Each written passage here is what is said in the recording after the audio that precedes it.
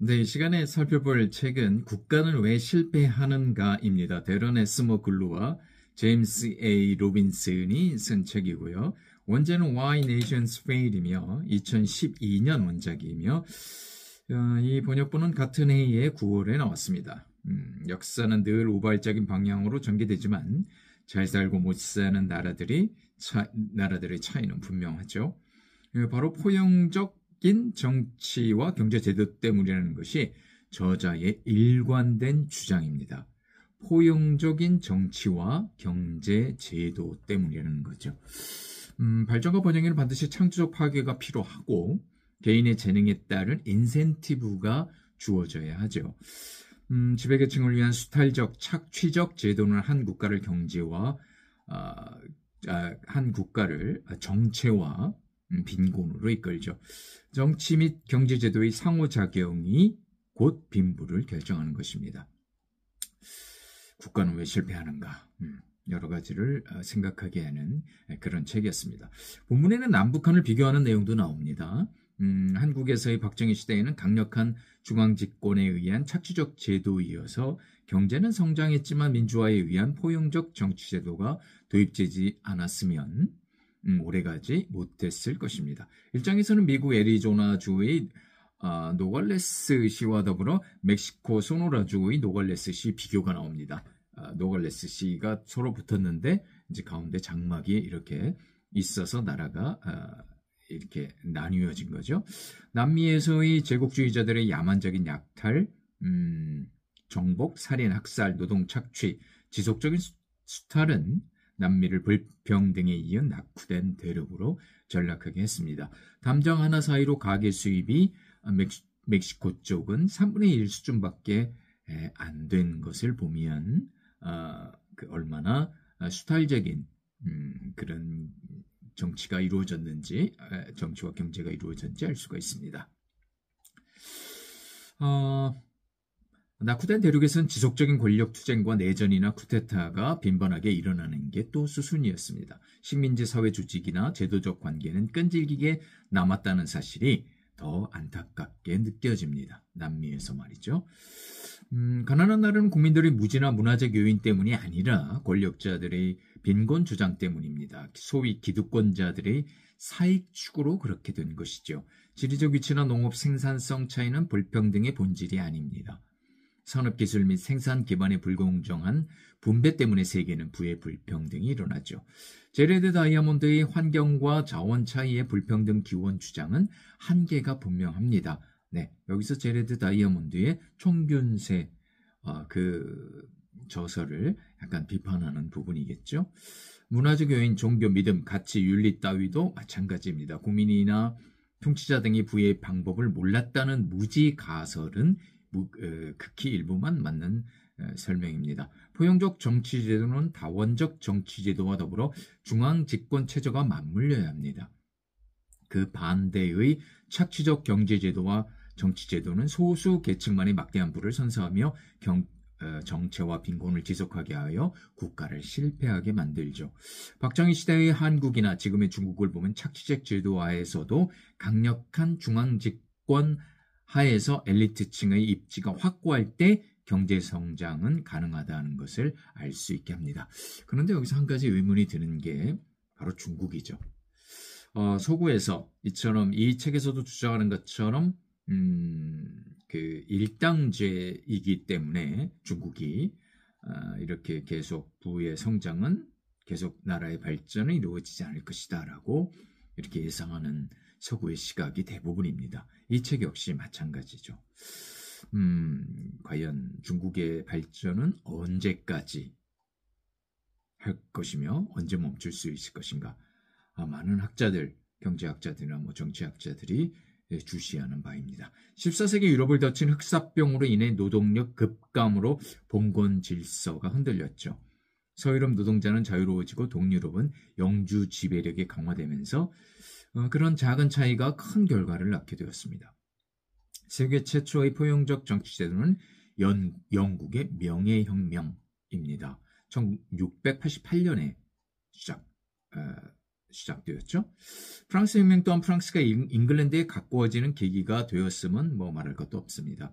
아프리카는 유럽의 식민지 약탈에 이은 극심한 분열에 쌓여 대량 살상이 빈번하게 일어났죠. 1960년대 이후 대부분 독립했지만 식민 통치가 남긴 착취 환경은 오히려 강화되는 경향이 있었습니다.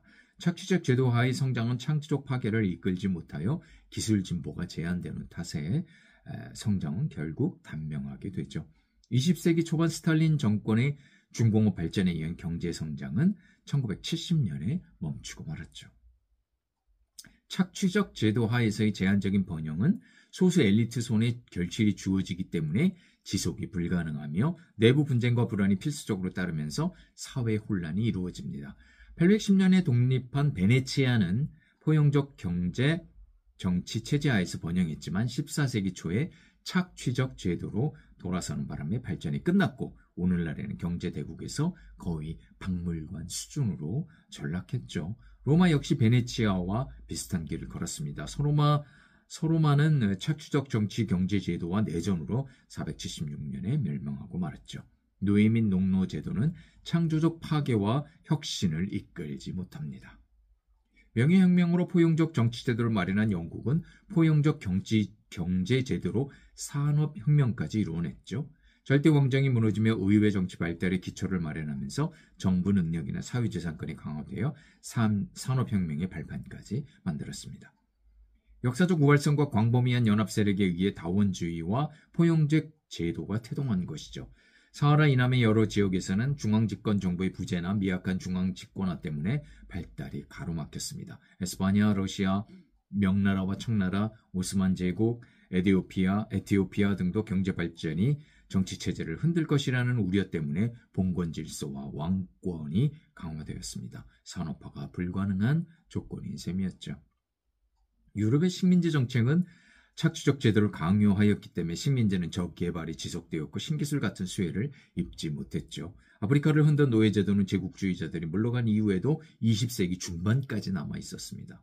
유럽인들의 아프리카 착취 및 값싼 노동력 유지, 교육 저지 정책은 빈곤과 정치 후진성을 남겼고 백인만의 풍요를 낳았습니다. 19세기와 20세기의 세계 불평등은 제국주의자들의 착취에 큰 영향을 받았죠. 1788년 죄수를 태운 11척의 함대가 호주에 도착한 후 죄수에게는 경제적 자유가 주어졌습니다. 앙시행 레짐이 무너진 프랑스에는 착취적 제도가 물러나고 평등시대가 도래하였죠. 1868년 메이지 유신이 선포된 일본에서는 제도개혁과 산업화가 급격하게 일어났습니다. 1890년에는 아시아 최초의 성문헌법이 채택되었고 입헌 군주제에 따른 사법부가 독립된 일본이었습니다. 명예혁명이 법치주의와 다원주의를 탄생시킨 것처럼 포용적 정치제도는 포용적 경제제도를 뒷받침합니다. 포용적 제도를 위협한 독점 대기업의 횡포에 강력한 저항이 이어진 미국에는 포용적 제도의 유지에 큰 도움이 되는 자유언론이 번성하였죠. 이에 반해 착취적 정치제도와 경제제도는 서로 뒷받침하면서 악순환을 이어갑니다. 아프리카가 물려받은 착취적 제도는 착취적 경제제도에서 시작되어 권력투쟁 및 내전의 씨앗이 되었죠. 미국의 노예제도는 흑인 차별 정책으로 이어진 사례도 악순환이라고 볼 수 있죠. 짐바브웨, 아르헨티나, 콜롬비아, 이집트, 시에라리온, 앙골라, 카메룬, 차드, 콩고민주공화국, 아이티, 라이베리아, 네팔, 수단, 구소련, 사회주의 공화국들, 북한 등의 사례를 보면 착취적 제도가 국가 운영을 실패하게 만든다는 사실을 진실로 만듭니다. 포용적 정치, 경제 제도는 분명 번영과 관계가 있습니다. 착취적 제도로는 절대 번영이 지속될 수 없습니다. 시모아 마틴 립스에서의 근대화 이론, 모든 사회는 성장할수록 민주주의를 향한다는 그 근대화 이론은 순진한 낙관론에 불과합니다. 권위주의적 성장은 포용적 제도로 이어지지 못하여 번영이 지속되지 못하죠. 한 국가의 번영은 계몽 대상, 선진국이나 국제국가의 계몽 대상이 아닙니다. 그릇된 정책이나 제도의 존재에 대한 올바른 이해가 우선이죠. 해외 원조 역시 대부분 부대비용과 부정부패로 낭비되기 일쑤랍니다. 착취적 제도의 본질을 제대로 파악해야 하죠. 포용적 정치와 경제제도가 발전에 핵심이라는 것을 말입니다. 적지 않은 분량의 내용은 마치 세계 정치, 경제, 역사를 보여주는 것처럼 보입니다. 정치학과 경제학 교수들이 진단하는 세계 정치와 경제를 통해 오늘날의 상황과 미래를 예측합니다. 역사는 늘 우발적인 방향으로 전개되는데 이런 분석이 이어진다면 조금이라도 예측 가능한 미래를 만들 수 있을 것인가요? 네. 우리나라도 그렇고 우리나라의 그 과거 경제 발달도 그렇고 착취적 정치 경제 제도화에서 발전이 이루어졌습니다만 민주화가 일어나지 않았다면 이런 포용적 정치 경제 제도는 우리나라에서 번성하지 못했을 것입니다. 그렇다면 발전도 멈췄을 것이고요. 어쨌든 국가는 왜 실패하는가? 이 저자들의 주장은 일관됩니다. 포용적 정치, 포용적 경제 제도만이 한 국가를 발전시킬 수 있다. 그런데 여전히 의문인 것은 일본 역시 그렇게 정치 제도가 포용적이지 못했음에도 불구하고 여전히 선진국이라 불리고 있고, 중국은 그 거대한 땅덩어리의 중국은 역시 포용적 정치 제도가 아님에도 불구하고 역시 발전은 지속하고 있습니다. 저자들의 주장이 맞다면 국가가 실패하는 이유로 아마도 중국이 이 이론에 결정적인 역할을 할 것입니다. 중국이 계속 발전한다면 이런 국가는 왜 실패하는가라는 이 저자들의 주장은 맞지 않을 것입니다. 다만 아직도 그렇게 중국이 발전하기가 그렇게 오래되지 않았습니다. 그렇기 때문에 좀 더 지켜봐야 될 것 같고요. 지금까지의 이론으로 봐서는, 인류 역사를 봐서는 국가는 왜 실패하는지에 대해서 저자들의 주장은 옳아 보입니다.